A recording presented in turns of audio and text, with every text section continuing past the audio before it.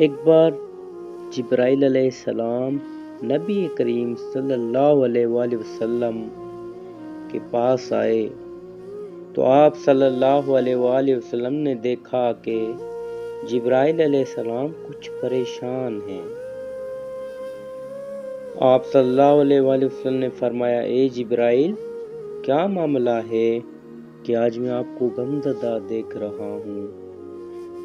حضرت جبرائیل علیہ السلام نے عرض کی، اے میرے محبوب، کل میں اللہ پاک کے حکم سے جہنم کا نظارہ کر کے آیا ہوں۔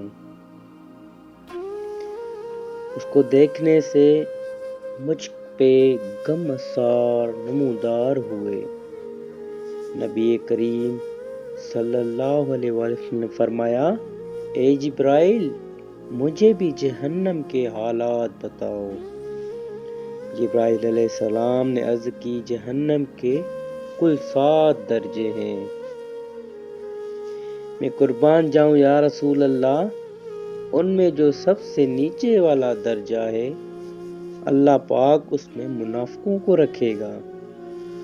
میں قربان جاؤں یا رسول اللہ، اس سے اوپر والے 6 درجے میں اللہ تعالیٰ مشرق لوگوں کو ڈالے گا۔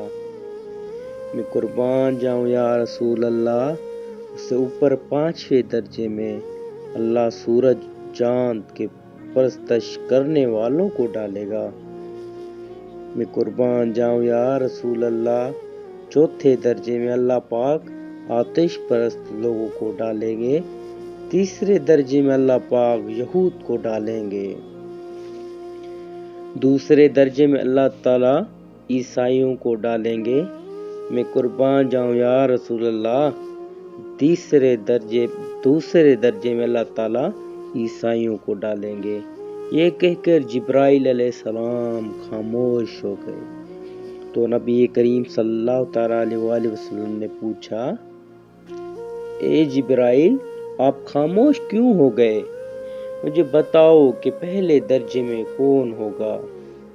جبرائیل علیہ السلام نے عرض کیا، یا رسول اللہ، اے اللہ کے رسول، پہلے درجے میں اللہ پاک آپ کی امت کے گنہگاروں کو ڈالے گا۔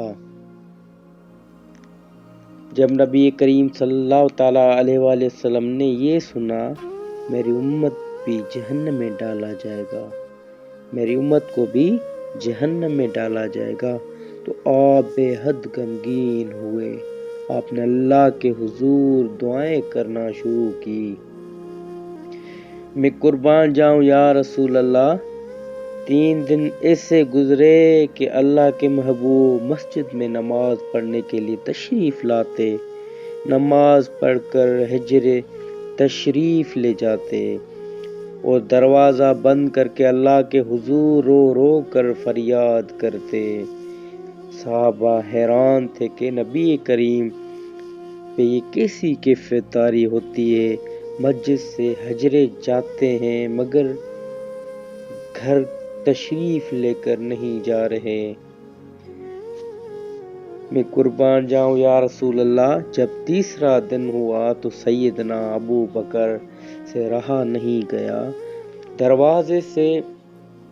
دروازے پہ آئے، دستک دی اور سلام کیا، لیکن سلام کا جواب نہیں آیا۔ آپ روتے ہوئے سیدنا عمر کے پاس آئے اور فرمایا کہ میں نے سلام کیا لیکن سلام کا جواب نہ پایا، لہذا آپ جائیں، آپ کو ہو سکتا ہے سلام کا جواب مل جائے۔ آپ گئے تو آپ نے 3 بار سلام کیا لیکن جواب نہ آیا۔ حضرت عمر سلمان فارسی کو بھیجا لیکن پھر بھی سلام نہ آیا۔ حضرت سلمان فارسی نے واقعے کا تذکرہ حضرت علی رضی اللہ تعالیٰ عنہ سے کیا۔ انہوں نے سوچا کہ جب اتنے عظیم شخصیات کو سلام کا جواب نہ ملا تو مجھے بھی خود نہیں جانا چاہیے۔ قربان جاؤں یا رسول اللہ، بلکہ مجھے ان کے نور نظر بیٹی حضرت فاطمہ اندر بھیجنی چاہیے۔ لہذا آپ نے حضرت بی بی فاطمہ رضی اللہ تعالی عنہ کو سب احوال بتایا۔ آپ حجرے کے دروازے پہ آئے، ابا جان السلام علیکم۔ بیٹی کی آواز سن کر محبوب کائنات اٹھے، دروازہ کھولا اور سلام کا جواب دیا۔ میں قربان جاؤں یا رسول اللہ، ابا جان آپ پر کیا کیفیت ہے کہ 3 دن سے آپ یہاں تشریف فرما ہیں؟ نبی کریم صلی اللہ تعالیٰ علیہ وآلہ وسلم نے فرمایا کہ جبرائیل نے مجھے آگاہ کیا ہے کہ میری امت بھی جہنم میں جائے گی۔ فاطمہ بیٹی، مجھے اپنی امت کے گنہگاروں کا غم کھائی جا رہا ہے۔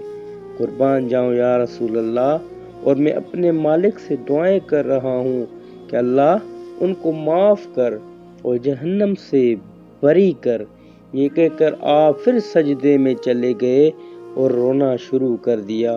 میں قربان جاؤں یا رسول اللہ، یا اللہ میری امت کے گنہگاروں پہ رحم کر، ان کو جہنم سے آزاد کر۔ کہ اتنے میں حکم آ گیا، وَلَسَوْفَ يُعْطِيكَ رَبُّكَ فَتَرْضَىٰ۔ اے میرے محبوب، غم نہ کر، میں تم کو اتنا عطا کروں گا کہ آپ راضی ہو جائیں گے۔ آپ خوشی سے کھل اٹھے اور فرمایا، لوگو، اللہ نے مجھ سے وعدہ کر لیا ہے کہ روز قیامت مجھے میری امت کے معاملے میں خوب راضی کرے گا، اور میں نے اس وقت تک راضی نہیں ہونا جب تک میرا آخری امتی بھی جنت میں نہ چلا جائے۔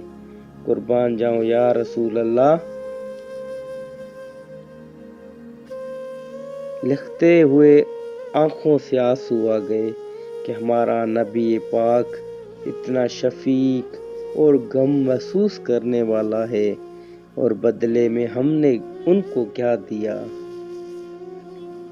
قربان جاؤں یا رسول اللہ آپ کے پیار اور محبت سے۔